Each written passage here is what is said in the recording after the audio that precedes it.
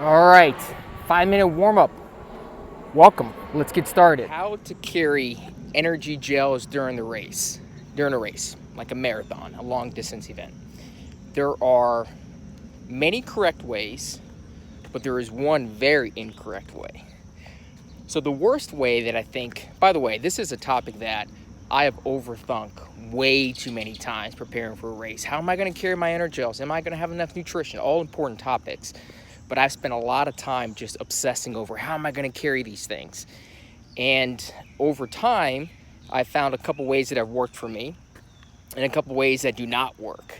So I will share that in the hopes that maybe this will save someone a couple hours thinking about it for a race. So the way you don't want to carry them is a lot of times pants nowadays, and I'm thinking traditional running shorts, not the tights, they have pockets in the back, maybe 2 of them, and you can put things in these pockets. The reason you want to be careful putting energy gels in there during a race is that they're going to bounce. Anytime you have more than 1 in there, even when you have 1, you're going to have a massive bounce, and it's going to be very, very annoying over hours of racing. So keep that in mind. I know now they have some tights, some racing tights, where you can slide them in on the side that you see in triathlon or even coming into running. It's probably a different story there. You can slip them in there.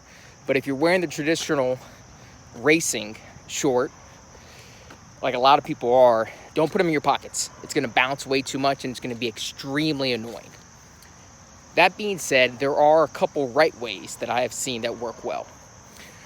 An old school way that I've used many times is to take safety pins and pin the gel packets on your waistband, kind of right over the back side of your hip. So if your hip was a clock and 12 o'clock was their very front where the quadricep is, and 6 o'clock is where the back of the butt is, if you pin them around 4 to 5 o'clock on the waistline, it's a great place to put them. You can carry 6 to 8 gels equally spaced on each side along that waistband. And the reason you want to put them on the back is that they're not going to interfere with your leg stroke in the front when you move your leg forward. And they ride really well back there. And when you're ready to have them, you simply reach back, you pull one off. Either it rips the top off and the safety pin and tab stays in place. That's perfect scenario. Or the safety pin comes off with it. You simply kind of just take the top off and everything goes into the trash can at the race. That's a way I've used so many times, and I think it works really well.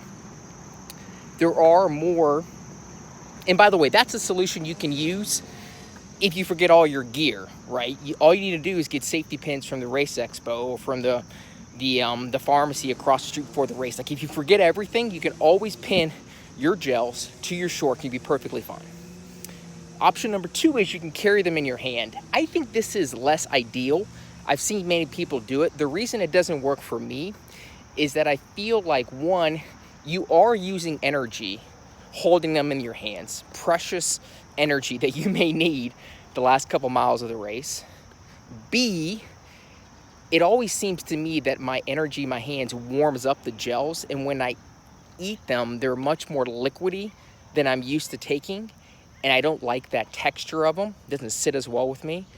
So that's the other reason why I don't like the hand idea, but mainly because you are using energy. You want to keep kind of loose hands throughout the whole race to save energy. So I wouldn't recommend that.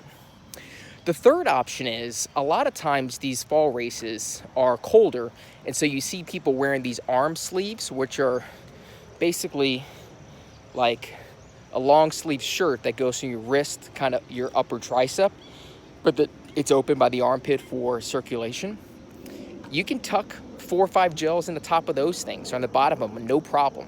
This way you're carrying them as if you're carrying them in your hand or on the top where the band is, but you're not expending any energy. They're just sitting right in there. I think that's a really effective way. That's sort of like when you have them in the tights on the side of your short. This is kind of like putting the tights on your arms. It's a very effective way. I've seen people do it. I've used it myself as well. Works great. And then the final way that I think a lot of people do, especially people that carry their phone during the race, which I don't recommend, but if you do, I understand, is that you get those little pouches, right? It's these pouches that I have one of them that I wear. There's many different manufacturers. You can get them off the internet. Amplify, Nathan, whatever. There's a bunch out there. Zipper pouch, waterproof, wraps around your waist. It can expand to carry things. You can easily put your gels in there. When you're ready, you simply turn the pouch around, pull the gel out, and put it back. Great solution because, like the first option, it rides at your waistline in the back.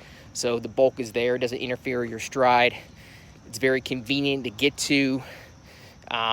There's not much risk of them falling off with the safety pin option in number one. There is a risk that they could fall off when you're bouncing in a race. It's just a really good, solid option to have, but it does require you to go out and buy a waistband. But if you already have it, it's something that I would recommend. No matter what, at the end of the day, I would say you can overthink carrying your gels, no question. The best way to prevent overthinking how you're going to carry your gels on race day is to practice during training. How are you going to carry your gels so you don't have to think about it the week leading up to the race? You already know. You know how you're going to carry them. You know how many you're going to take. You know when you're going to take them. You know what they taste like. And your stomach knows how to process them and digest them for energy. Best wishes, chasing your running goals.